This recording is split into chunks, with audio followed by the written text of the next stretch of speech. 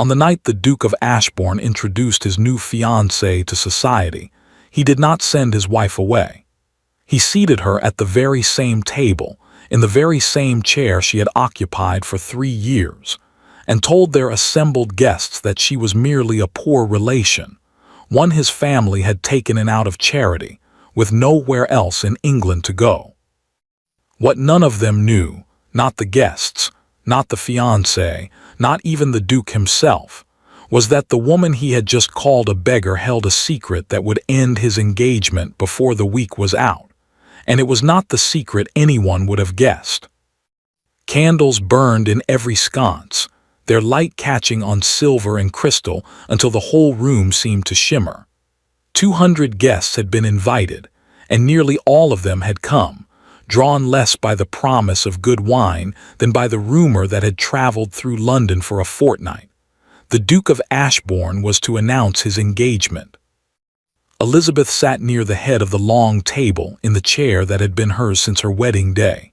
She wore gray, as she had worn gray for months now, a color that drew no eyes and asked no questions. Her hands were folded in her lap. Her back was straight. To anyone watching, she looked like a woman waiting for supper to be served. She was, in fact, waiting for her own execution. The doors at the far end of the ballroom opened, and the murmur of 200 conversations died into a single held breath. The Duke entered first, tall and composed in his dark coat, his face arranged into the pleasant, practiced smile he wore for occasions such as this. On his arm was a young woman in ivory silk, her hair dressed with pearls, her chin lifted in the manner of someone who had been told many times that she was beautiful. Lady Cassandra Whitmore. Elizabeth had heard the name whispered in drawing rooms for weeks. She had not expected to meet her tonight. She had certainly not expected to meet her here, at this table in this chair. The Duke led Cassandra the length of the room, past bowing gentlemen and curtsying ladies, until he stopped directly before the seat beside Elizabeth's own. He pulled it out for her himself, a small courtesy that made several matrons sigh with approval, and only then did his eyes flick briefly to his wife. "Lady Cassandra," he said, his voice carrying easily across the now silent room, "allow me to introduce a member of my household, a distant relation of my late father's, kept on here out of Christian charity, as she has nowhere else to go." He did not say her name. A ripple moved through the guests, not loud, but Elizabeth heard it all the same, the small intake of breath from 100 throats, the whisper that would become a story by morning and a scandal by the following week. She felt the weight of every eye in the room turn to her, waiting to see her weep or flee or protest. She did none of these things. Elizabeth rose from her chair, smoothed the gray silk of her skirt, and dropped into a curtsy so correct, so perfectly measured, that even the Duke's mother, watching from across the room with a hand pressed to her throat, could find no fault in it. "Lady Cassandra," Elizabeth said, her voice even and clear, "welcome to Ashbourne House." Then she sat, folded her hands once more in her lap, and waited for the first course to be served, as though nothing at all had happened. Cassandra's smile faltered for the briefest moment, confusion, perhaps, or something closer to unease before the Duke leaned in to murmur something in her ear, and the smile returned, brighter than before. But across the table, an older woman in deep blue watched Elizabeth with an expression no one else in the room seemed to notice. It was not pity. It was not embarrassment on the family's behalf. It was something closer to fear. The Dowager Duchess had raised her son to be many things. A liar had never been one of them, not until tonight. And she alone, perhaps, understood what her son did not, that the woman he had just called a poor relation with nowhere to go was the only person in that room who could destroy him utterly, and had said nothing, done nothing, chosen instead to sit quietly at his table and wait. The question the Dowager could not answer, as the soup was carried in and the orchestra began to play, was simple. Wait for what? The soup had been cleared, and the fish course carried in before Elizabeth allowed herself to think of that first morning. It had been 3 years since she had come to Ashbourne House as a bride, and she remembered the carriage ride from her father's estate more clearly than she remembered most days since. She had been 19.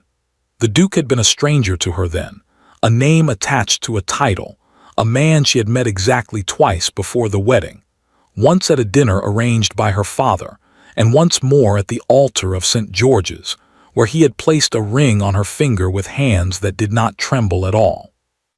It had not been a love match. Everyone had known that, including Elizabeth. Her father's estate was old but poor, mortgaged twice over and bleeding money from a roof that needed replacing and land that had not turned a proper profit in a decade. The Duke of Ashbourne needed a wife of good blood and quiet manners, and had, by all accounts, very little interest in courtship. It had taken her father exactly 1 meeting to secure the match, and Elizabeth had gone to her wedding with the calm resignation of a woman who understood precisely what was being asked of her, and precisely what she stood to gain from agreeing. Security, a title, a house with a roof that did not leak. She had not expected kindness, and for the first year she had not received much of it. The Duke was polite in the manner of a man addressing a business partner, attentive to her comfort, careful of her reputation, entirely absent from her days.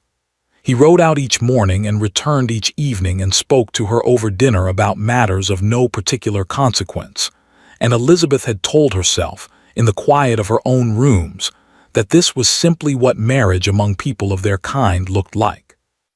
She had seen enough of it in other households to know she was not owed more. And then slowly, without either of them quite marking the moment it began, something had shifted. It was small things at first. He began seeking her out in the library in the evenings, claiming he required her opinion on some letter or account, though she suspected even then that he required no such thing. He remembered, without being told, that she disliked the taste of Madeira and always saw to it that sherry was poured for her instead. Once, riding together through the eastern fields, he had laughed, genuinely laughed, at something she had said, a sound she had not known he was capable of making, and she had gone back to the house that evening with her chest strangely tight, unable to name the feeling and unwilling to examine it too closely. By the 2nd year, she had stopped telling herself it was merely what marriage looked like. By the 2nd year, she had begun, cautiously, to hope. It was in the autumn of that 2nd year that the letters began. She noticed them before she understood them, a change in the Duke's correspondence, letters arriving under seal that he read alone in his study and did not mention over dinner, a new tightness around his eyes when his secretary brought the Morning Post. She asked him once lightly whether anything troubled him, and he had smiled and told her it was nothing, only a state business, and she had believed him, because she had no reason then not to. She had reason now. Across the table, the Duke was leaning toward Cassandra, pointing out some acquaintance among the guests, and Elizabeth watched the easy, practiced charm of it and thought of how differently he had once looked at her, not with performance, but with something that had felt, at the time, unbearably real. She thought of the last night he had come to her rooms, 8 months past now, and told her, without meeting her eyes, that there were things she did not understand about his obligations, about debts that were not his own making, about a promise made by his father before either of them had been born. She had asked him to explain. He had not. She thought of the morning after, when she had woken to find him already gone, and had known, the way a person knows a storm has broken before the first drop of rain falls, that whatever they had built together in those 2 quiet years was already ending, and had likely been ending for some time before she allowed herself to see it. She had not cried. She had told herself she would not give him the satisfaction of it, though there had been no one to satisfy but herself. What she had done instead in the weeks that followed was far more useful than tears, though she was careful that no one in that house, not the Duke, not his mother, not a single servant among the 50 who kept Ashbourne running, should ever suspect it. The footman refilled her glass. Elizabeth thanked him quietly and did not drink. Down the table, Cassandra Whitmore laughed at something the Duke had said, a bright, easy sound, and for the first time that evening, Elizabeth allowed herself something close to a smile. Let them have their supper, she thought. Let them have their laughter and their pearls and their 200 witnesses. She had waited 8 months already. She could wait a little longer. By the time the second course was cleared, the Dowager Duchess had heard enough whispered fragments around her to piece together what most of London already seemed to know about Lady Cassandra Whitmore. She was the only daughter of Sir Robert Whitmore, a man who had made his fortune not through land, as families of consequence were meant to, but through shipping, 3 vessels that had grown, over 20 years of careful and occasionally ruthless dealing, into a fleet of 11.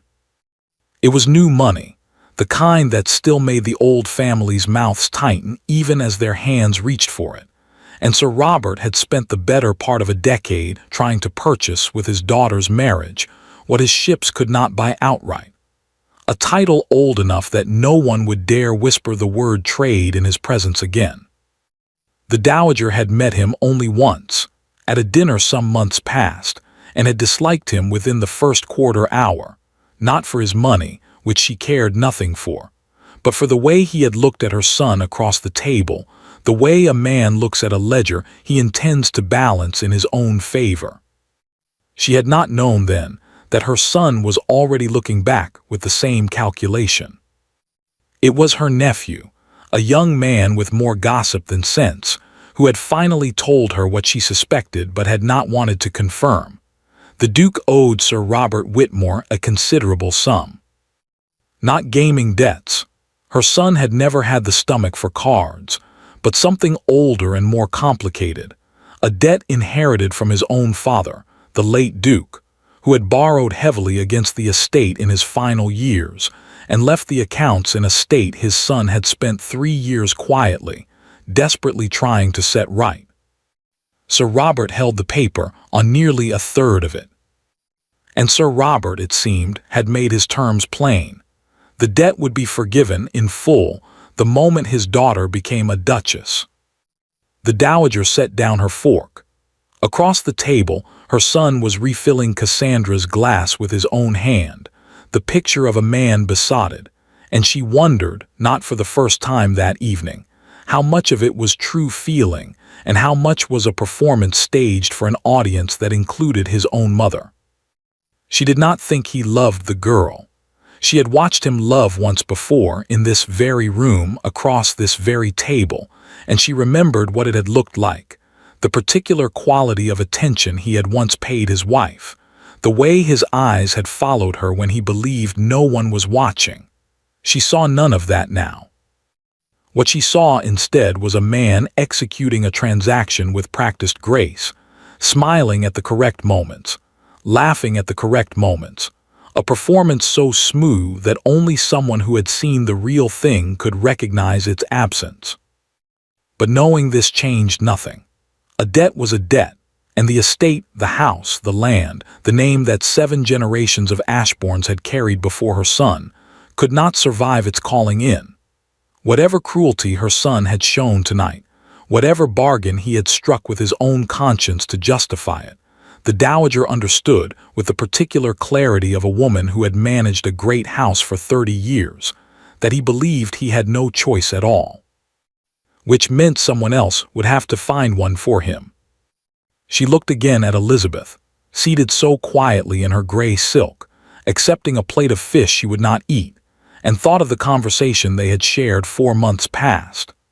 A conversation the Dowager had not fully understood at the time, conducted in Elizabeth's private sitting room with the door closed and the maid dismissed, in which her son's wife had asked her, with unusual precision, several questions about the exact wording of the late Duke's will, and the particular terms of the marriage settlement drawn up on her own wedding day, and whether the dowager happened to recall the name of the solicitor who had witnessed it.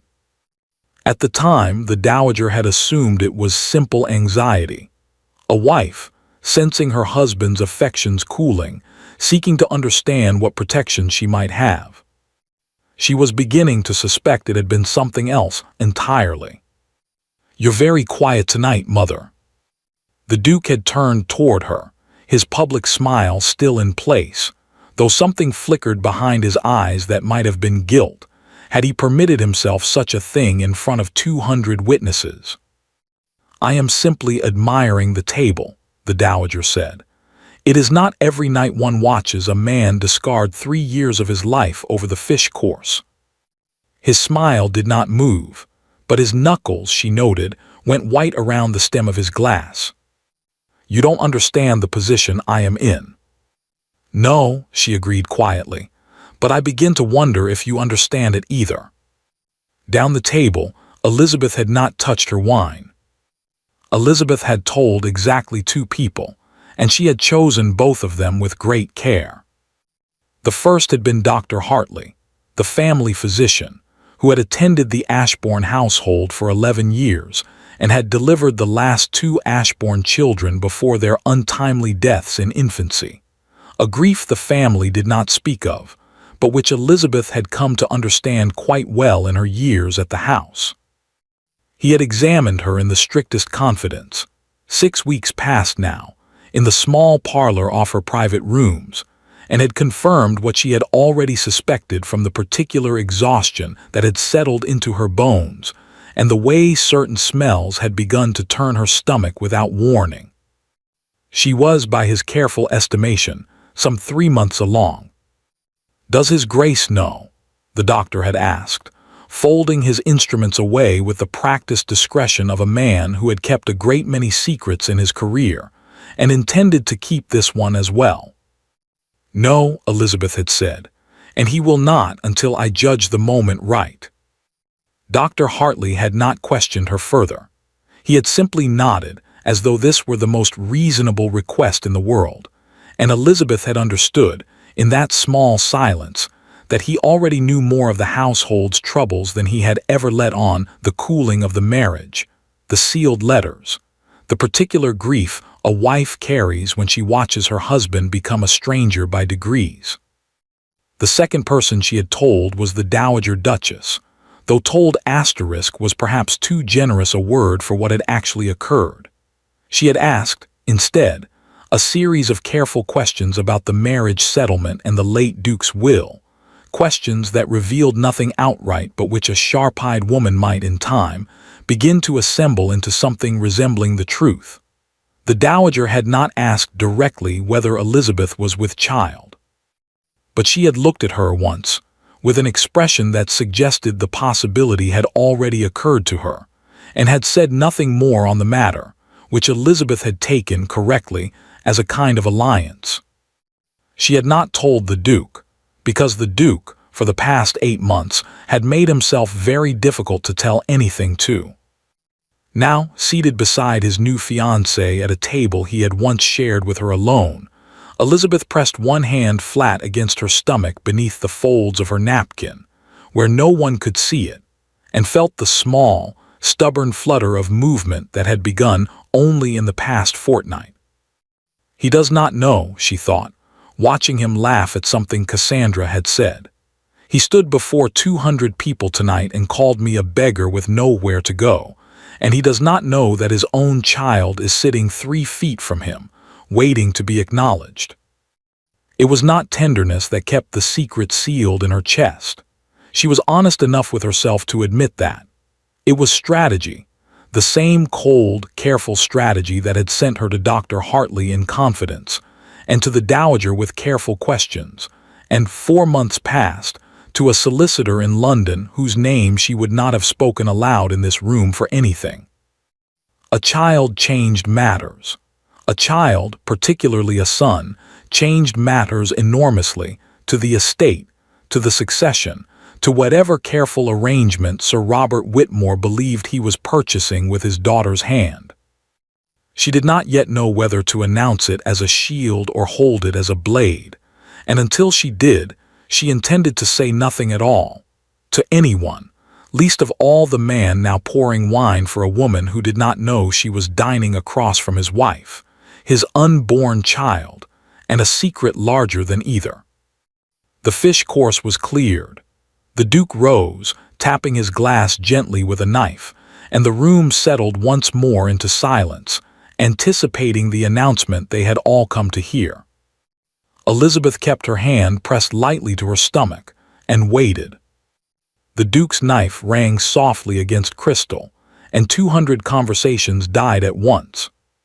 He stood at the head of the table with the easy confidence of a man who had rehearsed this moment, his hand resting lightly on the back of Cassandra's chair, and Elizabeth watched him draw breath to speak with the same detached attention she might have given a play she had already read the ending of. "Friends," he began, "family, I know many of you have waited with great patience to hear what I have gathered you here tonight to say." A ripple of polite laughter. Somewhere down the table, Sir Robert Whitmore leaned forward in his chair, his face bright with a satisfaction he did not trouble himself to hide. "It is my great honor," the Duke continued, "to announce my engagement to Lady Cassandra Whitmore, whose grace and goodness have brought a light to Ashbourne House that I confess it has lacked for some time." The room erupted, applause, calls of congratulation, the particular warm noise of a society delighted to have its rumors confirmed. Elizabeth clapped along with the rest of them, her expression composed, and if anyone at that table noted that the Duke had not once glanced toward his own wife while making the announcement, they were too well-mannered or too eager for the wine that followed to remark upon it aloud. It was only later, when the guests had risen from the table and drifted toward the ballroom floor for dancing, that the whispers Elizabeth had been expecting all evening finally found her directly. "My dear Lady Ashbourne," Mrs. A. Pemberton Hale, a woman whose gift for gossip had made her both feared and indispensable in every drawing-room in London, arrived at Elizabeth's elbow with the particular swiftness of a vulture that had spotted something dying. "How are you bearing up? I confess I hardly know what to say. It is most irregular." "I am quite well, Mrs. Pemberton Hale. Thank you for asking." Of course." The woman's eyes glittered with an eagerness she made no real effort to disguise. "Though I must say, the way His Grace introduced you tonight, a poor relation, was it? I had understood you to be his wife *. She let the word sit, waiting to see what it might dislodge. "His Grace has his reasons for how he chooses to speak of me," Elizabeth said, and offered nothing further, and had the small satisfaction of watching Mrs. Pemberton Hale's face fall in disappointment before she was drawn away by someone else eager for a fresher scandal. She was not the only one. Over the course of the next hour, as the orchestra played and couples turned about the floor, Elizabeth felt the particular, specific cruelty of a society deciding, in real time, who among its members still deserved acknowledgement. Ladies she had dined with a dozen times found sudden urgent business at the far end of the room when she approached. A gentleman who had once asked her to dance at her own wedding breakfast now bowed stiffly and excused himself before she had finished returning his greeting. It was not open insult, nothing so crude as that. It was simply absence, a slow and deliberate withdrawal, the particular violence of people who had decided she was no longer worth the risk of association. She bore it as she had borne everything else that evening, with a straight back and a composed face, and if her chest ached with something sharper than she allowed herself to name, she gave no one in that ballroom the satisfaction of seeing it. It was the dowager who found her first, drawing her gently by the arm into an alcove half hidden by a large arrangement of hothouse flowers, away from the worst of the watching eyes. "You are enduring this remarkably well," the dowager said quietly, "for a woman who has just been called a beggar in front of half of London. What would you have me do instead? Weep, faint, give them a scene to carry home in their carriages?" Elizabeth kept her voice low, even though something in it had gone brittle at the edges. "They would enjoy that a great deal more than my silence, I think." "They would." The dowager's eyes moved briefly toward the dance floor, where her son was leading Cassandra through the steps of a quadrille with practiced grace. "But silence has its own cost, my dear. I have watched you pay it all evening." Elizabeth said nothing. "I do not know everything you are holding," the dowager continued, her voice dropping further still, barely audible above the music. "I have my suspicions, and I confess I have had them for some months now. But I will tell you this, whatever you are waiting for, whatever moment you believe has not yet arrived, you are stronger than you believe yourself to be, child. Stronger than my son believes you to be, which I begin to think may prove his very great mistake."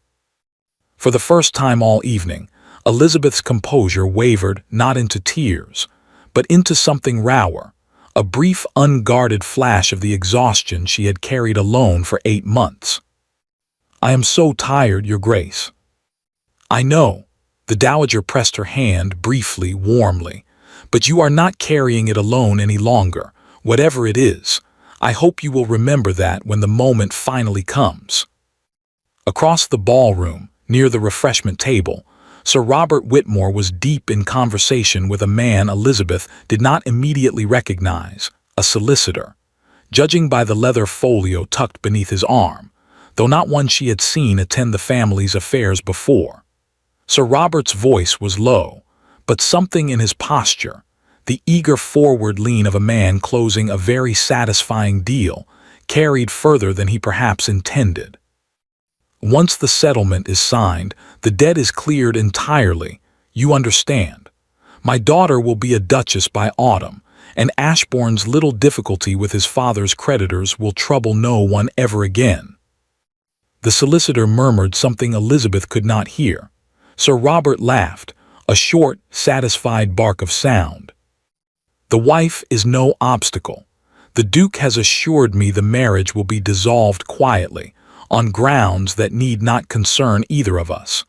A woman of her circumstances has very little recourse, and even less family willing to make trouble on her behalf." Elizabeth went very still. Beside her, the dowager had heard it too.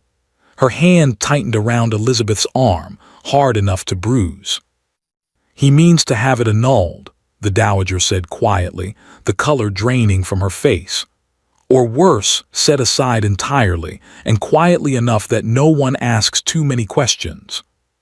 "He can try," Elizabeth said, and something in her voice had changed, not louder, not sharper, but colder, settled, the sound of a woman who had spent 8 months preparing for precisely this moment, and had just been handed by Sir Robert Whitmore's own careless tongue, the final piece she had been waiting for.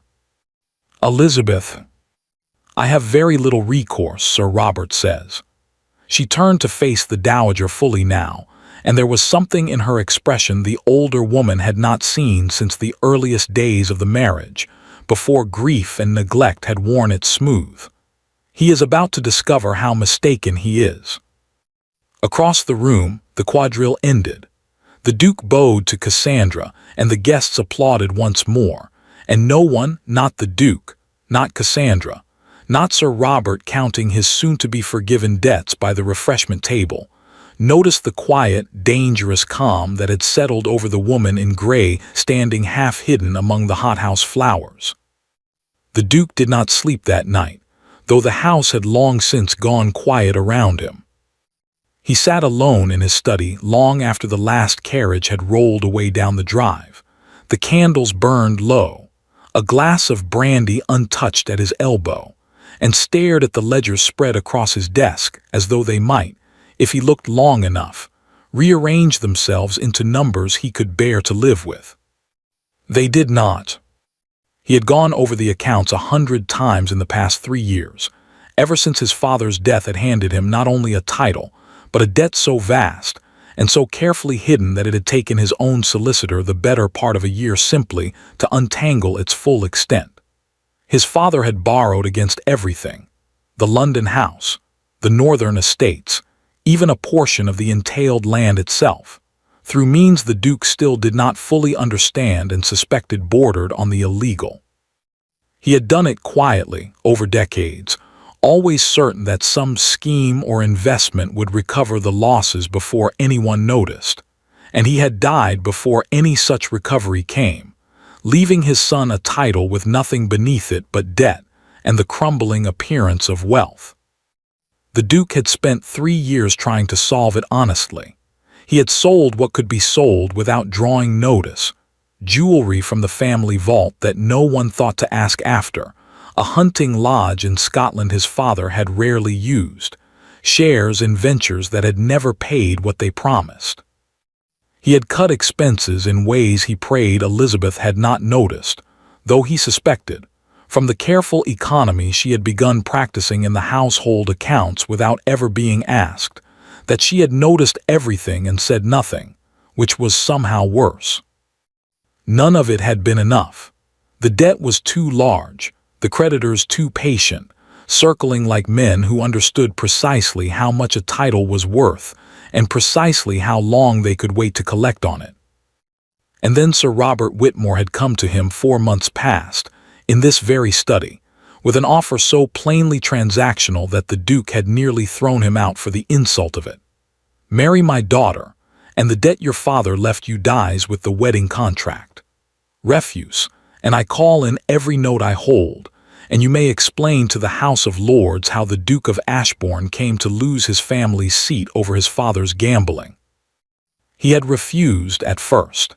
He remembered that clearly, the particular fury of it, the way he had ordered Sir Robert from the house and told him, in terms considerably less polite than a duke was meant to use, precisely where he could take his offer. But refusal had a cost too, and over the following weeks, sitting alone with the ledgers late into the night, he had begun to understand exactly what that cost would be. Not merely his own ruin. He might have borne that in some private, stubborn corner of himself, if it had been his alone to bear. It was the 11 families whose livelihoods depended on the estate's tenant farms, families who had worked Ashbourne land for generations and would be turned out with nothing if the whole edifice collapsed. It was his mother, who would lose not only her home but the small dignity of her position, forced into some meager arrangement with distant relations who had never much cared for her. It was the servants, 50 souls, some of whom had served the family since before he was born, who would find themselves without position or reference in a city that offered little mercy to the unemployed. And it was Elizabeth. He had told himself in the earliest days of the arrangement that this was precisely why he was doing it, to protect her from a ruin she had not asked for and did not deserve, a woman who had come to this marriage in good faith and built, alongside him, something he had genuinely believed for a time might become real happiness. He remembered the particular quality of that happiness with a clarity that shamed him now, mornings in the library, the sound of her laugh across the breakfast table, the strange and unfamiliar peace of coming home each evening to someone who seemed, against all the arrangements of their families and the coldness of their beginning, glad to see him. He had thought in those quiet months of the second year that he had found something rare. He had begun, cautiously, to believe he might keep it. Then the letters had come, and the true scope of his father's debt had finally revealed itself, and he had understood that the choice before him was no longer between happiness and duty. It was between Elizabeth's ruin alongside his own, and Elizabeth's safety purchased through a betrayal he was not certain either of them would survive. He had chosen, he told himself, the second option because he loved her. He had told himself this so many times over the past 4 months that he had very nearly begun to believe it, that setting her aside quietly, before the full collapse came, before her name was dragged through every court and drawing room in London alongside his, was itself a kind of mercy. That a quiet annulment, a settled income, a small house in the country where she might live out her days in comfort and privacy, was preferable to watching her lose everything at his side in open ruin. He had told himself this in April when he first agreed to Sir Robert's terms. He had told himself this in June, when the marriage settlement for Cassandra was drawn up. He had told himself this an hour ago, standing before 200 guests, introducing his wife as a poor relation with nowhere else to go, because it was easier, infinitely easier than telling the truth, and watching Elizabeth's face while he did it. He had not expected her silence to undo him quite so completely. He had braced himself for tears. He had braced himself, if he was honest, for a scene, some outburst that would confirm what he had been telling himself for months, that she was already lost to him in every way that mattered, that the woman he had once loved had long since hardened into someone he no longer fully knew. He had not braced himself for the sight of her rising, smoothing her skirts, and offering Cassandra a curtsy so perfectly correct that it had felt, somehow, like the cruelest thing she could possibly have done. "Welcome to Ashbourne House." He had heard the words and felt something crack open in his chest that he had spent 4 months carefully sealing shut. The Duke poured the brandy he had been ignoring and drank it in a single motion, and told himself, as he had told himself every night for 4 months, that there was no other way, that the alternative, telling Sir Robert the arrangement was off, watching the man call in every debt at once, watching the estate collapse and his mother's home sold out from beneath her, and Elizabeth's own reputation dragged down alongside his own, was worse than anything he had done tonight. He almost believed it. What he could not explain to himself, sitting alone in the dying candlelight with the ledger still spread before him, was why, 4 months into an arrangement he had convinced himself was necessary, he still found himself listening for the particular sound of Elizabeth's footsteps in the corridor outside his study each evening, a habit from the good years from before that he had not yet managed to break, and was no longer certain he wanted to. A knock came at the door, quiet and hesitant. "Enter." It was not Elizabeth. It was his valet, Mr. Ferris, a man who had served him since boyhood and knew better than most when to speak and when to remain silent. Tonight, it seemed, was an occasion for the former. "Forgive the hour, Your Grace. There is a matter I felt you ought to know of concerning the household staff." The Duke rubbed a hand across his tired eyes. "Go on." "It is the matter of Her Grace's correspondence, sir." Ferris hesitated, choosing his words with evident care. "Over these past months, she has received a number of letters bearing the seal of Grayson and Hollies, the solicitors, sir, in Lincoln's Inn. I would not ordinarily remark upon it, but the frequency has increased of late, and I understand from the housekeeper that Her Grace herself has twice traveled into London without informing the household of her purpose, on days when you yourself were away at the estate offices." The Duke set down his glass slowly. "Grayson and Hollies." "Yes, Your Grace, I believe." Ferris paused again, and something in his expression suggested the valet had weighed carefully whether this next piece of information was his to share at all. "I believe they are solicitors of some particular reputation, sir, concerning matters of inheritance and succession, primarily, not the sort of firm one engages for household affairs." The Duke sat very still. He thought of Elizabeth's careful economy these past months, the questions his mother had mentioned, almost in passing, regarding the terms of his father's will. He thought of the particular, unreadable calm with which she had risen tonight and curtsied to the woman he had chosen over her, as though she had been expecting this precise humiliation and had already decided, long before tonight, exactly how she intended to meet it. He had spent 4 months believing his wife had nothing left to lose, and therefore nothing left to fight with. He was beginning to understand, with a cold and rising dread that had nothing to do with Sir Robert Whitmore's debts, that he might have been catastrophically wrong. "Thank you, Ferris, that will be all."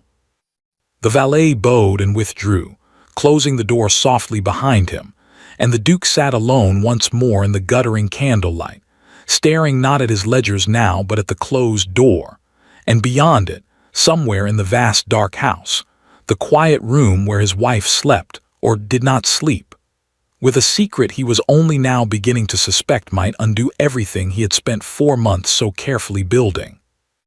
Grayson and Holly's occupied a narrow, unremarkable building on the edge of Lincoln's Inn, the kind of address that drew no particular attention from the street and gave no indication of the sort of business conducted within, which was, Elizabeth had come to understand over the past 4 months, precisely its value. She had first come to their door in March, 6 weeks after the night the Duke had told her, without meeting her eyes, that there were obligations she did not understand and debts not of his own making. She had come alone, in a hired carriage rather than the Ashbourne coach, wearing a plain traveling cloak that drew no notice, and had asked to see Mr. Holly specifically, having been given his name by a woman she trusted more than almost anyone else living, her own late mother's sister, a widow who had spent 30 years quietly managing her own affairs after her husband's death and understood, better than most, precisely what a woman needed to know when the men around her began making decisions on her behalf. If you ever find yourself with nothing, her aunt had told her once, years before any of this began, find out first exactly what you are actually owed. Men rely on women not knowing the difference. Do not give them that advantage. Elizabeth had not expected, on her wedding day, ever to need such advice. She had needed it for 4 months now, and Mr. Holly's, a precise, quiet man with spectacles perpetually pushed up onto his forehead, had proven himself worth every guinea of his considerable fee. What he had uncovered, over the course of their meetings, was this. The late Duke of Ashbourne, her husband's father, had died leaving debts of a scale even the current Duke did not fully comprehend. Debts accumulated not merely through poor investment, as the family had always given out, but through a series of increasingly desperate borrowings against the estate over nearly 2 decades. Some of this the current Duke knew. What he did not know, what Mr. Holly's had discovered only after considerable and expensive digging through records at Chancery and correspondence, obtained through channels Elizabeth had chosen not to inquire too closely into, was the precise nature of one particular loan, taken some 11 years before the old Duke's death, secured not against Ashbourne land at all, but against a smaller property entirely, a modest estate in Hertfordshire named Fenwick Hall, held at the time in the name of a distant cousin who had since died without issue. Fenwick Hall was unremarkable in every respect but one. It came by an old and largely forgotten entail dating back 3 generations, with a secondary title, a barony, minor and long dormant that passed not through the male line exclusively, as the dukedom did, but through whichever heir held Fenwick Hall itself, male or female, provided they could establish direct descent. The old Duke's cousin had died without issue.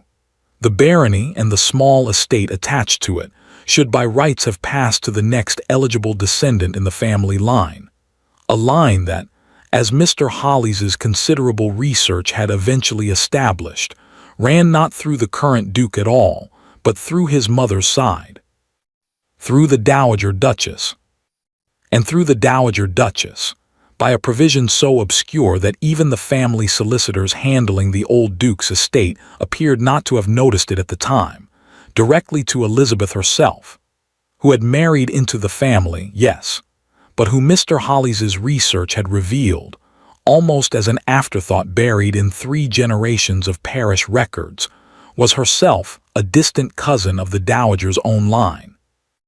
A connection neither family had apparently thought significant enough to remark upon at the time of the marriage, arranged as it had been for far more practical reasons than genealogy. Elizabeth was not merely the Duke's wife. She was, by the tangled and largely forgotten laws of an entail drawn up before either of them was born, the rightful holder of Fenwick Hall and the barony attached to it, a barony that made her, in her own right, entirely independent of her husband's title or his goodwill, a peeress with land and income that belonged to her alone and could not be touched by any debt her husband's father had accumulated, any annulment her husband might seek, or any arrangement Sir Robert Whitmore believed he was purchasing with his daughter's hand. She had not believed it herself at first. She had sat across from Mr. Holly's in his narrow office in April, listening to him explain the entail's provisions in the careful, unhurried voice of a man accustomed to delivering news that upended lives, and had asked him twice to repeat himself, certain she had misunderstood. She had not misunderstood. "The claim is sound, Your Grace," Mr. Holly's had told her, using the address for the first time that day, though whether he meant it as Duchess or, more precisely, as Baroness in her own right, she had not been entirely certain. "It will require some formal process to establish a petition to the Committee for Privileges, most likely, given the age and obscurity of the entail.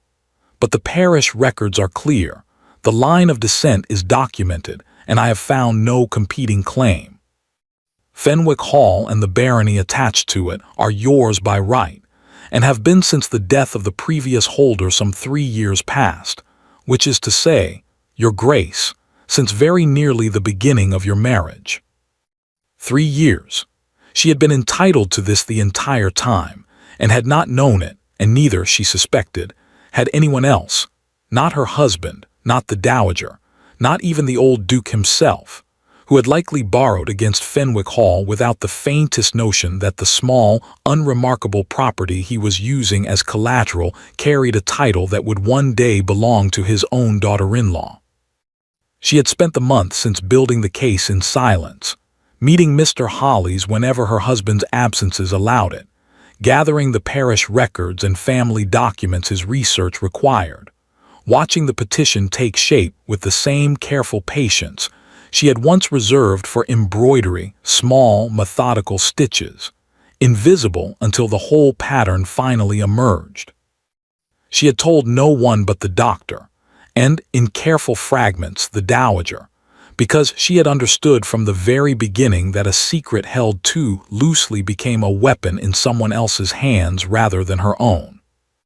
She had watched her husband's affections cool, had watched the arrangement with Sir Robert Whitmore take shape around her like a slow and deliberate siege, and had said nothing, done nothing that might alert him to the fact that his wife, the woman he had just introduced to 200 guests as a poor relation with nowhere else to go, held in her possession a title, an estate, and an income entirely independent of his own, along with a claim that, once formally established, would make any attempt to set her aside quietly, without scandal, without her full and willing consent, considerably more difficult than Sir Robert Whitmore appeared to believe. She was not merely his wife, waiting to be discarded. She was, within a matter of weeks, going to be Baroness Fenwick in her own right, and no entail, no marriage settlement, and certainly no arrangement between a duke and a shipping merchant's ambitious daughter, could touch what belonged to her by law and blood, whether her husband acknowledged her at his table or not. Elizabeth sat now at her writing desk in the small hours after the ball, the household finally quiet around her, and read once more through the letter Mr. Holly's had sent that very afternoon, delivered, with careful discretion, through the housekeeper rather than the front door, precisely as they had arranged, informing her that the petition was, at last, ready to be filed, that the claim, upon review by the committee, was, in his considerable professional judgment, all but certain to succeed, that within perhaps 6 weeks, perhaps less, she would hold a title that belonged to no one but herself. She thought of her husband, 3 months from now, at whatever ceremony he intended to hold with Cassandra Whitmore, discovering that the wife he had discarded so publicly, so carelessly, had become, in the eyes of the law and the House of Lords both, someone considerably harder to dismiss than a poor relation with nowhere to go. She thought of Sir Robert Whitmore, congratulating himself by the refreshment table over a debt he believed already forgiven, unaware that the woman he had dismissed as asterisk no obstacle held, in a locked drawer of her writing desk, the means to unravel every careful arrangement he had built. She pressed a hand once more to the small, stubborn curve of her stomach, and for the first time in 8 months, allowed herself something that was not quite a smile, but was, perhaps, its earliest beginning. Let him choose his bride, she thought. Let him seat her at my table and call me a beggar before all of London. He has no notion yet of precisely who he has chosen to discard. Outside her window, the last carriages of the night were finally pulling away down the drive, and somewhere below in his study, she knew without needing to see it, her husband would still be awake, staring at ledgers that held only half the truth of what he stood to lose. The morning after the ball, while the Duke slept fitfully for the first time in hours, and Elizabeth sat composing a careful letter to Mr. Hollis confirming the petition's filing, Cassandra Whitmore stood before her mirror in her father's house on Grosvenor Square and studied her own reflection with an expression that would have surprised nearly everyone who had watched her laugh so easily at the Duke's table the night before. She did not look like a woman celebrating her engagement. Her maid, Susan, had been dressing her hair for the better part of 20 minutes and had said nothing, sensing correctly that her mistress's silence was not the comfortable sort. Cassandra had said very little since returning from Ashbourne House the previous night, had allowed her father to crow over the evening's success, had accepted his congratulations and his assurance that the marriage settlement would be finalized within the fortnight, had gone to her rooms and sat alone by her window for the better part of an hour before finally permitting Susan to help her undress. She was thinking, now, as she had been thinking then, of the woman in gray. Cassandra had been raised, from her earliest years, to understand precisely what her father wanted from her marriage, and precisely what it would cost her to provide it. She had been educated not toward affection, but toward advancement, dancing masters, elocution tutors, a governess specifically engaged to correct the small provincial roughness her father feared might betray their newer fortune in a drawing room. She had understood, by the time she was 15, that she would marry not for love but for a title, and that her father's ships, however vast his fleet had grown, would never entirely wash the smell of trade from the family name unless a daughter of his carried it into the peerage. She had accepted this the way she accepted most things her father decided, without particular enthusiasm, but without meaningful resistance either. The Duke of Ashbourne was handsome enough, courteous enough, evidently desperate enough for her father's money to make the arrangement proceed with unusual speed. She had told herself in the weeks leading up to last night's ball that she might, in time, come to feel something for him. Affection grew in stranger soils than this, she had heard other women say. She had been prepared to wait for it. What she had not been prepared for was the sight of his wife rising from that chair with such perfect, devastating composure, offering a curtsy so correct it had felt, even to Cassandra, watching from 3 feet away, like a rebuke aimed directly at her. "Welcome to Ashbourne House." She had smiled through it, because her father's eyes had been on her, and because 200 guests had been watching to see how she would respond, and because she had been trained since childhood never to let her face show what she actually felt. But she had gone home unable to shake the particular, unsettling sense that she had witnessed something in that ballroom that the rest of the room had entirely misread, that the woman in gray had not been humiliated at all, not really, not in any way that touched the thing that actually mattered, and that whatever calculation had produced that perfect curtsy was still unfolding, somewhere out of sight, toward an end Cassandra could not begin to guess at. She had asked her father, on the carriage ride home, whether he was entirely certain the Duke's marriage could be dissolved as cleanly as he had promised. Sir Robert had laughed and told her not to trouble her pretty head over legal matters, best left to men who understood them. Cassandra had not found the answer reassuring.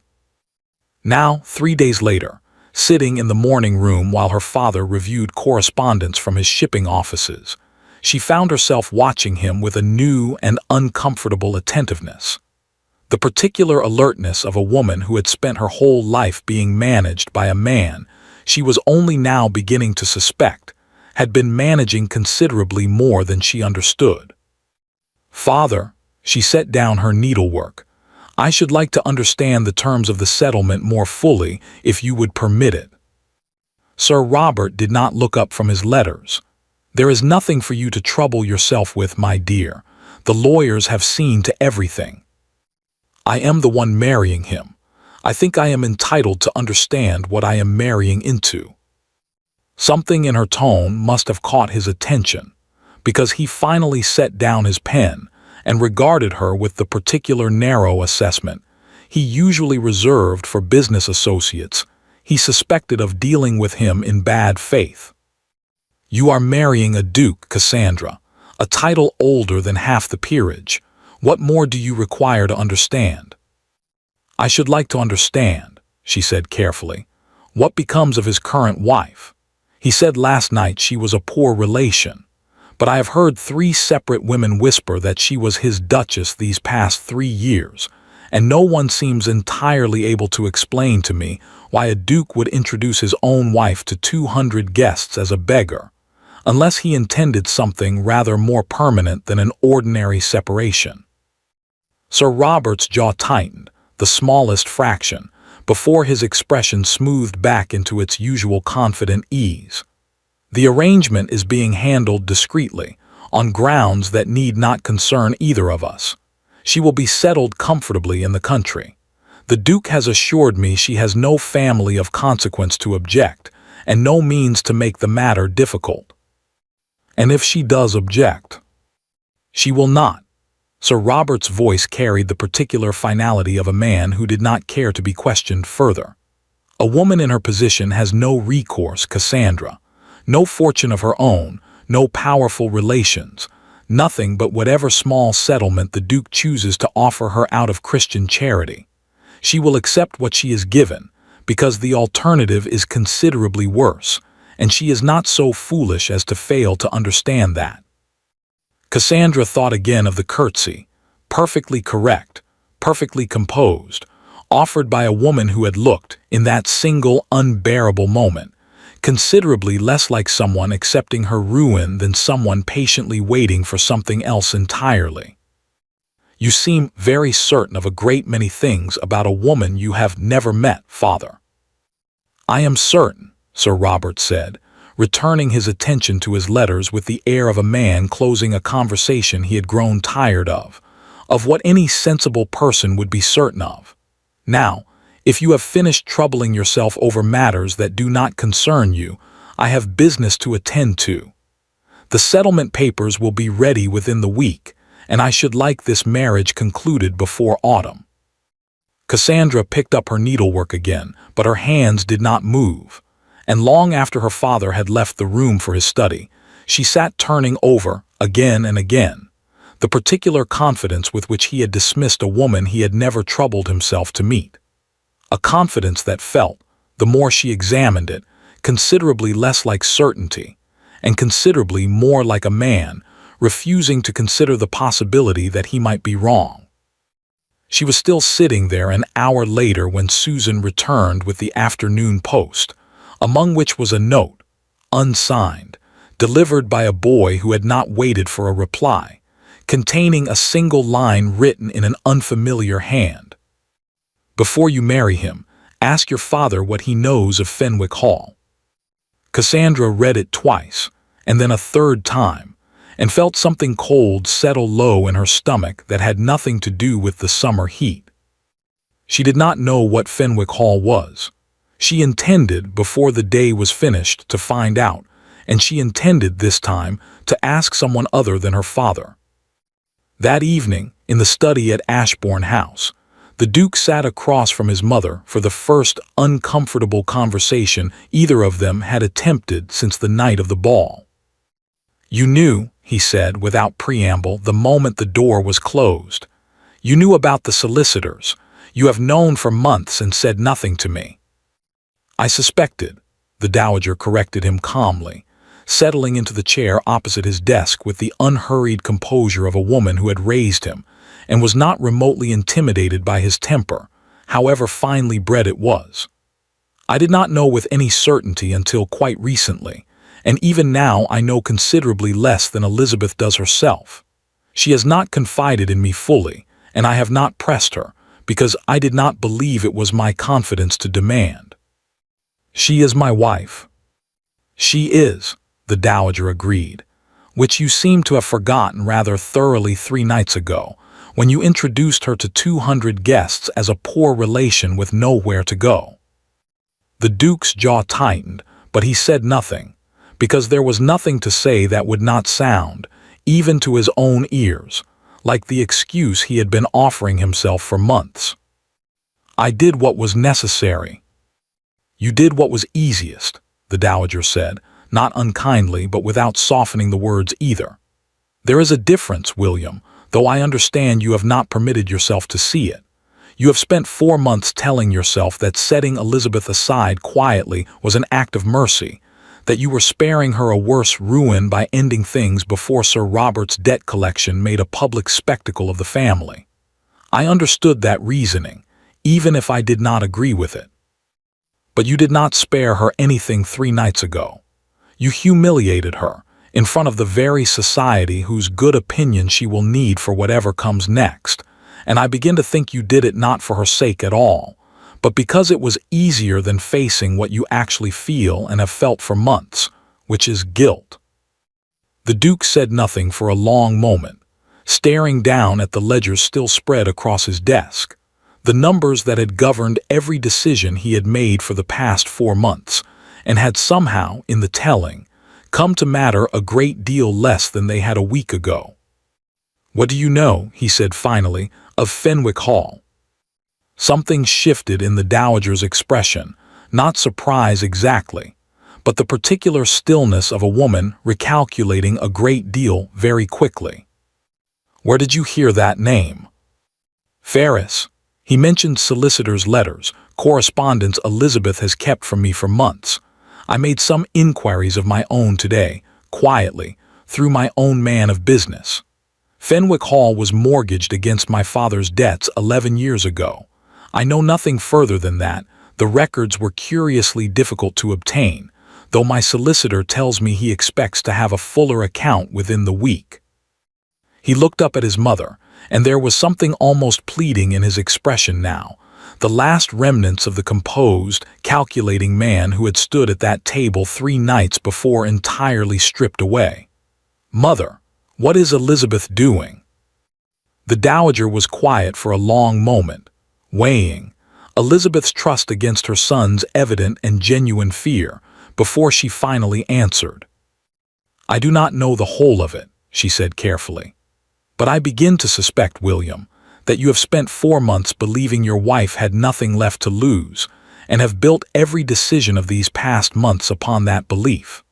I would advise you, very strongly, to consider the possibility that you were wrong, and to consider it before Sir Robert Whitmore's daughter discovers whatever it is you have not yet discovered yourself." The letter from the Committee for Privileges arrived at Ashbourne House on a Thursday morning, addressed not to the Duke, but to Elizabeth directly, and it was Elizabeth herself who broke the seal in the privacy of her sitting room, alone, exactly as she had planned this moment for months.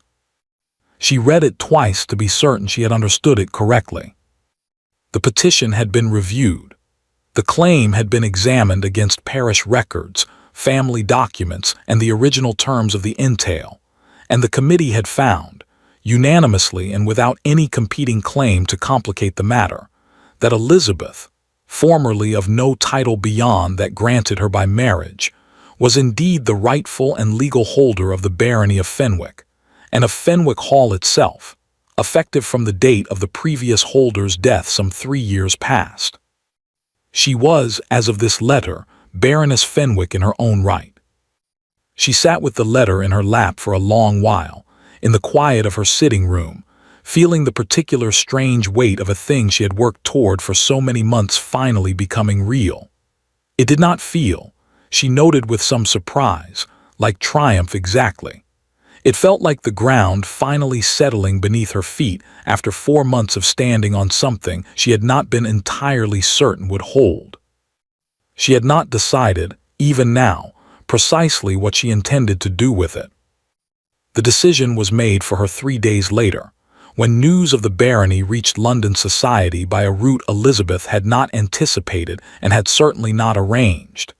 Not through any indiscretion of her own or Mr. Hollis's, but through the committee's own clerk, whose wife happened to sit on the same charitable committee as Mrs. Pemberton Hale, and who mentioned the matter, entirely innocently, over tea one Tuesday afternoon, never imagining the speed with which the information would travel from that drawing room to every other drawing room in London within a matter of days. By Friday, it was the only subject anyone in society appeared able to discuss. Did you hear the Duke of Ashbourne's own wife, the one he called a poor relation at his engagement ball, holds a barony in her own right, quite independent of him, has held it these 3 years and no one troubled themselves to ask, and Sir Robert Whitmore's daughter is set to marry into a family whose duke has been trying to discard a peeress of the realm as though she were nothing at all. Elizabeth heard the first version of the rumor from her own maid, who had heard it from a footman, who had heard it from a coachman who had carried Mrs. Pemberton Hale to 3 separate houses that same afternoon. By evening, it had reached the dowager, who came to Elizabeth's sitting room with an expression caught somewhere between vindication and alarm. "It is out," the dowager said without preamble, closing the door behind her. "The whole of London knows by now or will by morning. I do not know how, but it is out, and I fear it did not come from any source you or I controlled." "No," Elizabeth agreed quietly. "It did not. I had intended to wait until the formal announcement, once the title was fully recorded and the settlement with Sir Robert already broken on other grounds. This is earlier than I planned." "Does it matter? The truth is the truth regardless of when it is told." "It matters a great deal," Elizabeth said, rising from her chair and moving to the window, where she could see, even now, the beginnings of what appeared to be a small crowd of curious onlookers gathering at a discreet distance from the gates of Ashbourne House, drawn by rumor the way rumor always drew a crowd in a city with nothing better to occupy its attention. "A revelation I control is a weapon. A revelation that arrives before I am ready is simply chaos, and chaos can turn against you as easily as for you, if you are not careful how you meet it." She was still standing at the window when the knock came at her door, not a servant's knock, but the particular, uncertain rhythm of someone who had not entered this room in months and had forgotten, perhaps, the right of it. "Elizabeth," the Duke's voice, muffled through the door, carried none of its usual composure. "Please, I must speak with you." The dowager looked at Elizabeth, a question in her eyes. Elizabeth considered the door for a long moment, and then nodded once, and the dowager rose and let herself out through the adjoining dressing room, leaving husband and wife, for the first time in 8 months, entirely alone. The Duke entered slowly, and Elizabeth was struck in the low evening light by how little he resembled the composed, confident man who had stood at the head of his own table 3 weeks before. He looked, she thought, considerably older than his years and considerably more uncertain than she had ever seen him, even in the earliest, coldest days of their marriage, when he had at least possessed the armor of indifference to hide behind. "It's true, then," he said, "Fenwick Hall, the barony." "Yes." "For how long have you known?" "Since April." She kept her voice level, though something in her chest had begun, unwillingly, to ache at the sight of him standing there, stripped of every performance she had watched him give for months. "I have spent 4 months building the case in silence, Your Grace, while you spent 4 months building an entirely different case for setting me aside. I did not think either of us owed the other very much honesty by that point. He flinched visibly at the title Your Grace asterisk, the formal address of strangers, where once she had called him William in the good years before the letters came. I never wanted to hurt you. I believe that may even be true, Elizabeth said, and there was no cruelty in it, only a tired, aching honesty that seemed to cost her something to give. I believe you convinced yourself, over these past months, that setting me aside quietly was the kinder path, that you were sparing me some worse ruin by ending things before your father's debts collapsed everything around us both. I do not doubt the sincerity of that belief, William. I doubt only whether it was ever the truth, or simply the story that let you sleep at night while you did what was easiest. It was not easy. His voice had gone rough. Nothing about any of this has been easy. I have not slept properly in months. I have watched you sit at my table with a composure I did not deserve and could not understand, and told myself it was because you no longer cared enough to fight, and I have hated myself for believing that, and hated myself more for not knowing how to stop what I had already set in motion. You could have told me the truth, from the beginning, instead of sealed letters and silence and a wife left to guess at her own ruin from fragments and rumor. I was afraid, he said, and it seemed to cost him something considerable to admit it. Afraid of what telling you the truth would mean, that I had failed you, failed this family, failed everything my father left in my care. It was easier to let you believe I had simply stopped loving you than to admit I loved you still, and could see no way to save either of us from what my father's debts demanded. Elizabeth was silent for a long moment, searching his face for the performance she had watched him give so skillfully for months, and found, for the first time since the letters began, something that looked instead like the truth. You called me a beggar, she said quietly, in front of 200 guests. You told them I had nowhere else to go. I know. Do you understand what that cost me? Not the money, William. Not even the humiliation, though God knows there was enough of that to spare. What it cost me was watching you decide alone, without a single word to me, that I was something to be managed rather than someone to be trusted. After everything we built in those good years, when I believed, foolishly perhaps, that we had built something real between us. It was real. He crossed the room toward her, stopping only when the distance between them had closed to something that felt, suddenly, unbearably small. Elizabeth, it was the only real thing I had left by the end. Everything else, the debts, the arrangement with Whitmore, the performance I gave at that table, none of it was real.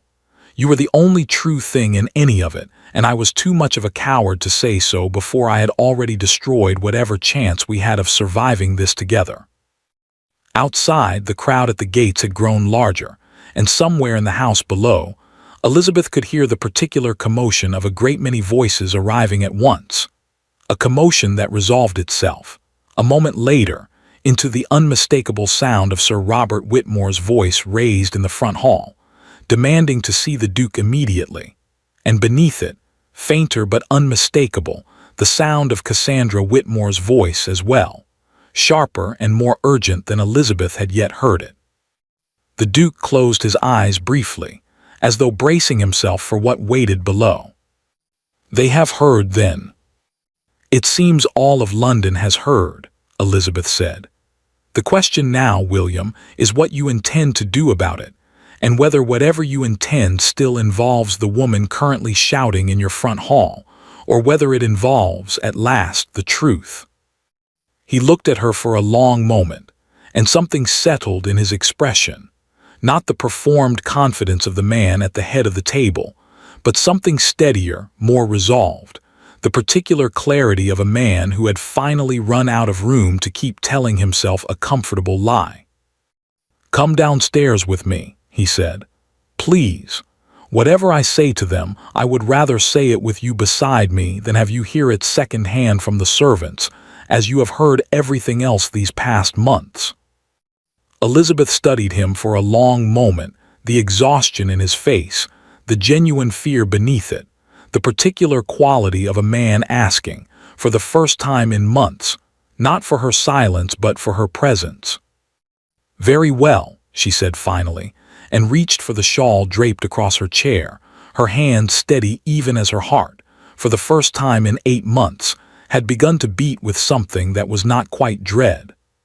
"But I will tell you now, William, so that there is no further misunderstanding between us. I do not go down those stairs as a poor relation with nowhere else to go. I go down as Baroness Fenwick, and whatever is decided in that hall tonight will be decided with that fact fully understood by everyone present, Sir Robert Whitmore included." Something that might, in gentler circumstances, have been the beginning of a smile touched the corner of the Duke's mouth. "I would expect nothing less," he said, and offered her his arm, and after a moment's hesitation, the first hesitation of the entire evening, Elizabeth took it, and together they went down to face what waited in the hall below. The front hall of Ashbourne House had never held quite so much fury in so small a space. Sir Robert Whitmore stood near the center of it, his usual polished composure entirely abandoned, his face flushed dark with a temper Elizabeth suspected he rarely permitted anyone to witness. Cassandra stood several feet apart from him, near the base of the staircase, and it was her posture, more than her father's shouting, that Elizabeth noticed first, arms crossed, chin lifted, the particular stillness of a young woman who had clearly already decided something and was waiting only for the opportunity to say it. "Is it true?" Sir Robert demanded the moment the Duke appeared on the stairs, Elizabeth beside him. "This absurd rumor running through every drawing-room in London, that your wife holds some barony, some claim independent of you. Tell me plainly, Ashbourne, before I have my solicitors tear this fiction apart at the seams." "It is not fiction," Elizabeth said, before the Duke could answer, and descended the final steps to stand level with them both, her voice carrying with the same calm clarity it had held 3 weeks before, when she had risen from her chair and offered Cassandra a curtsy that the entire room had misread. "I hold the barony of Fenwick in my own right, Sir Robert, confirmed by the Committee for Privileges as of this week, independent of any title or arrangement belonging to my husband. I would be glad to have my solicitor, Mr. Hollies of Grayson and Hollies, produce the full documentation for your own solicitor's review at your earliest convenience." Sir Robert's jaw worked silently for a moment, the color in his face deepening further. "This changes nothing. Whatever title you have acquired through some obscure legal accident does not alter the settlement between my daughter and the Duke, nor does it alter the debt his father." "It alters a great deal, actually." This from the Duke, whose voice had steadied considerably since the study, the last traces of the exhausted, uncertain man from upstairs settling into something firmer, more resolved. "The debt my father incurred was secured, in part, against Fenwick Hall itself, a property that belonged, as it turns out, not to my family's discretion at all, but to my wife's rightful inheritance for these past 3 years. I have spent this afternoon with my own solicitor confirming precisely what that means, Sir Robert, and I will tell you plainly. A debt secured against property that was never legally within my father's power to mortgage is a debt considerably weaker than you have led me to believe these past 4 months. You would need years to untangle such a claim in Chancery." "Perhaps," the Duke agreed, "or perhaps my wife's solicitor, who I understand has been remarkably thorough these past months, has already begun exactly that process quietly, while the rest of us were occupied with rather more public matters. Is that not so, Elizabeth?" Elizabeth allowed herself, for the first time in the front hall, something close to a smile. "Mr. Hollies filed the necessary petition some weeks ago. In fact, I anticipated this conversation might eventually become necessary." Sir Robert's mouth opened and closed once, the particular expression of a man who had built an entire strategy upon information, now revealed to be badly, perhaps catastrophically, incomplete. It was Cassandra who spoke next, stepping forward from her place near the stairs, her voice steady despite the tension crackling through the hall around her. "Father, I should like to say something, if I may, before this goes any further." "Cassandra, this is not the moment." "It is precisely the moment." She turned to face him fully, and Elizabeth saw in the set of the young woman's shoulders something she had not expected to see from Sir Robert Whitmore's daughter, a genuine, hard-won resolve. "I received a note 3 days ago, Father, suggesting I ask you what you knew of Fenwick Hall. I did not understand it at the time. I understand it now. You knew, didn't you? Not the whole of it, perhaps, but enough. Enough to know there was risk in this arrangement you never troubled yourself to share with me, because you judged it easier to let me marry into a family whose finances you did not fully understand than to risk the match falling through." "I judged it," Sir Robert said tightly, "in your best interest." "You judged it in your own," Cassandra said, "and there was no cruelty in it, only a flat, tired honesty. You have judged everything in your own interest for as long as I can remember, Father, and called it love for want of a better word. I do not think I wish to marry a man whose own wife he introduced to society as a beggar, whatever debt it might have settled. I do not think, in fact, that I wish to be party to any arrangement built upon that particular cruelty, regardless of how it resolves." The hall had gone very quiet. Even Sir Robert, for the first time since Elizabeth had entered the room, seemed to have nothing immediately ready to say. "Cassandra," the Duke began, something like genuine remorse in his voice, "none of this was your doing.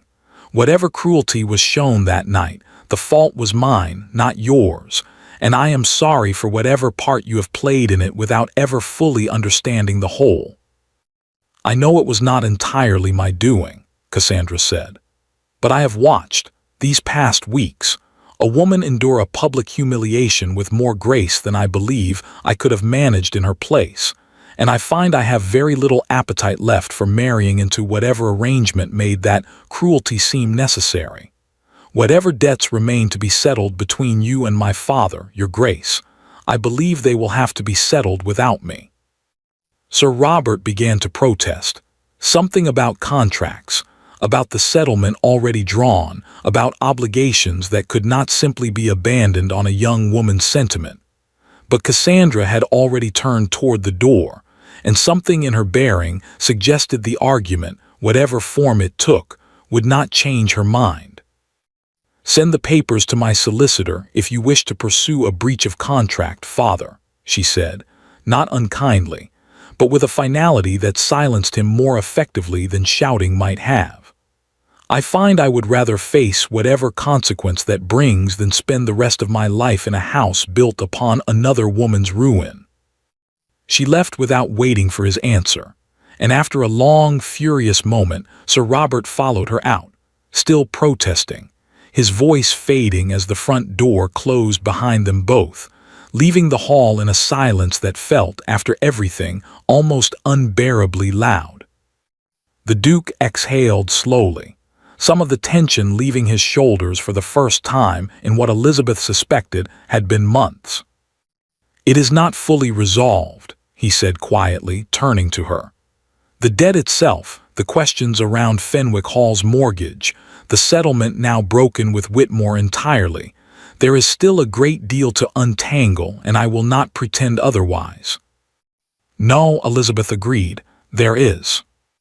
But it is resolved enough, I think, to ask you something I have not earned the right to ask, after everything these past months."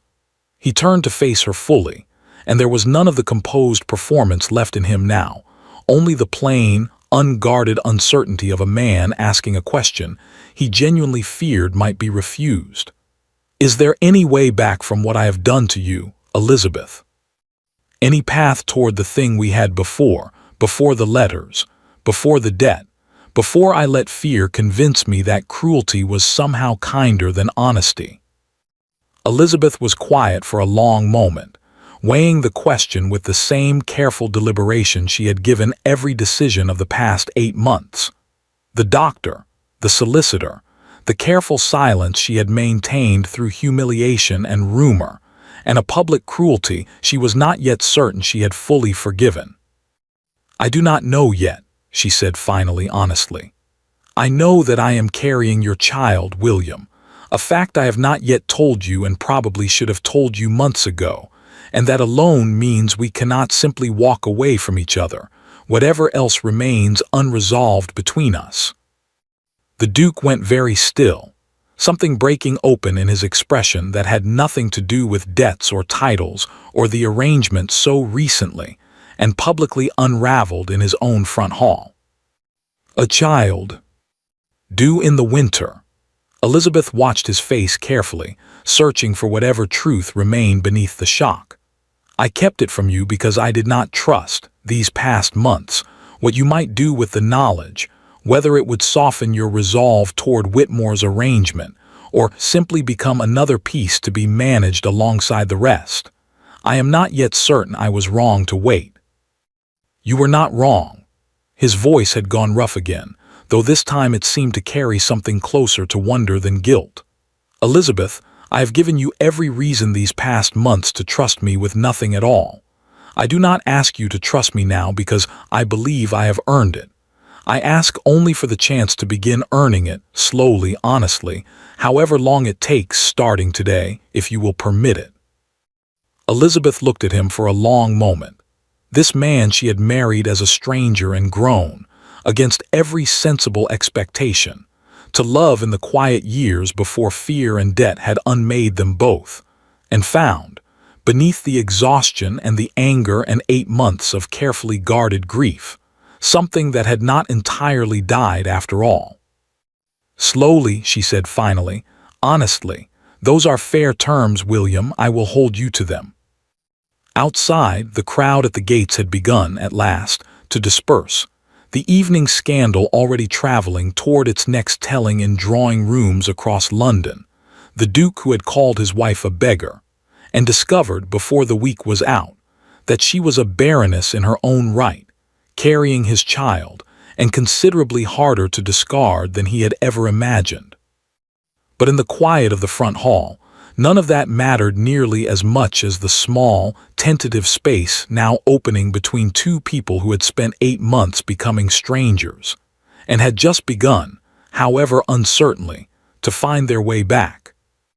1 year later, the christening of Lady Margaret Ashbourne took place on a bright October morning, in the same small chapel at Ashbourne House where her parents had married 4 years before, and the pews, for the first time in longer than the Dowager Duchess could easily remember, were full not out of obligation or curiosity, but out of genuine affection. Elizabeth stood near the font in deep green silk, a color she had not worn in over a year, and had chosen deliberately that morning, a quiet private marker of how far she had come from the gray she had once worn like armor. Beside her, the Duke held their daughter with a careful, unpracticed tenderness that had, over the past months, become considerably more practiced, and considerably less careful, as fatherhood settled into him in ways neither of them had entirely anticipated. The past year had not been simple. Untangling the debt from Fenwick Hall's improper mortgage had taken the better part of 8 months and no small amount of Mr. Hollies's considerable patience.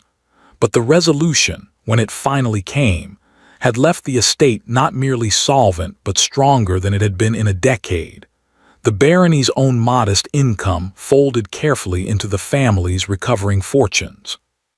Sir Robert Whitmore had pursued his breach of contract suit against the Duke for a time, with predictable bluster, before quietly abandoning it when it became clear that no court in England was inclined to side with a man attempting to punish a duke for the crime of not marrying his daughter after the true circumstances of the arrangement became known. Cassandra, Elizabeth had heard through the careful channels of London gossip, had married the following spring, not a title this time, but a barrister of modest fortune and evidently genuine affection, a match her father had opposed loudly and in the end been unable to prevent. As for the marriage that had nearly ended in that ballroom a year ago, it had not simply resumed where it left off, as though 8 months of cruelty and silence could be undone by a single conversation in a front hall. Elizabeth had insisted on that much. In the weeks that followed, that trust rebuilt slowly was worth considerably more than forgiveness granted too easily, and William, to his credit, had never once asked her to hurry the process. There had been difficult conversations in the months since, evenings when old wounds surfaced unexpectedly, mornings when Elizabeth had watched him leave for London and felt, despite everything, the small flicker of the old fear before reminding herself, deliberately, that the letters he carried now were shared openly between them, read aloud over breakfast rather than sealed away in a locked drawer. It had been enough. Not perfect. She had stopped expecting perfect somewhere in the long months of that difficult, necessary rebuilding, but enough, and real, in a way she had once feared they had lost entirely. The vicar completed the small ceremony, and little Margaret, remarkably tolerant of the proceedings for an infant of 6 weeks, opened her eyes briefly to survey the gathered congregation with the solemn, unimpressed expression infants seemed to reserve especially for christenings, before settling back into sleep against her father's shoulder. Afterward, in the receiving line that formed outside the chapel, the Dowager Duchess found Elizabeth's hand and held it a moment longer than strict courtesy required. "You did remarkably well, you know," the Dowager said quietly, "in that ballroom a year ago. I have thought of it often since, how easily it might have gone differently had you been a different sort of woman." "I did what I judged necessary," Elizabeth said. "I am not certain it was courage exactly. It felt, at the time, more like the only ground left to stand on." "Perhaps," the Dowager smiled, the particular warm smile she had begun offering more freely since the household's troubles finally settled. "But I have known a great many women who, offered that same ground, would have chosen to weep instead of curtsy, and would have lost considerably more for the choosing. Whatever you call it, my dear, this family owes you a debt we shall never fully repay." Elizabeth looked past her, to where William stood near the chapel steps, laughing at something his old friend Lord Pemberton had said, their daughter still sleeping soundly against his shoulder, and felt something settle in her chest that she had not permitted herself to feel fully, perhaps, in all the long months of building her quiet case against a ruin that had never, in the end, arrived. "I think," she said, "the debt was never so one-sided as you suggest, Your Grace. We built our way back to this together in the end, however badly we each stumbled along the way." The last of the guests departed as the afternoon light began to lengthen across the grounds of Ashbourne House, and Elizabeth, Baroness Fenwick in her own right and Duchess of Ashbourne by a marriage that had nearly broken and had instead, against every reasonable expectation, mended itself into something stronger than before, walked out into the garden with her husband and their daughter, into a life neither of them had believed, a year before, they would ever find their way back to. London would talk of the scandal for years to come, the Duke who had called his wife a beggar, and the Baroness who had said nothing, and waited, and won. But within the walls of Ashbourne House itself, it had long since ceased to be a scandal at all. It had simply become, at last, the story of how they began again. Thank you for listening to the story all the way to the end. Please tell us which city you're watching from and what the story made you feel. Don't forget to subscribe so you won't miss new stories.